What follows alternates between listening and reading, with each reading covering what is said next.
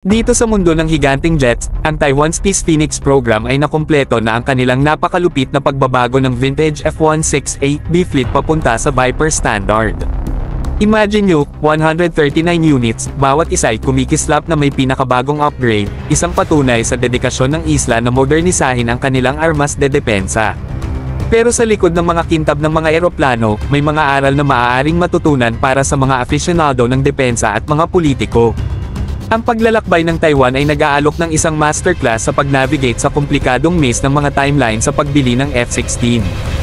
Mula sa pagsisimula ng programa noong 2016 hanggang sa tagumpay na paghahatid ng unang binago na eroplano noong 2018, ito ay isang kwento ng maingat na pagpaplano at walang humpay na pagpapatupad.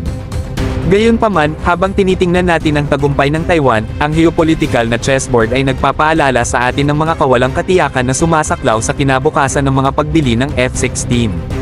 Sa US Congress na nagiging sanhi ng political na deadlock, ang pangarap ng pagkuha ng USAF the F-16 sa ilalim ng SSAR ay tila isang malayong pangarap sa taong eleksyon ng 2024. Pero huwag mag-alala, may pag-asa sa anyo ng mga proyektong PAF-MRF.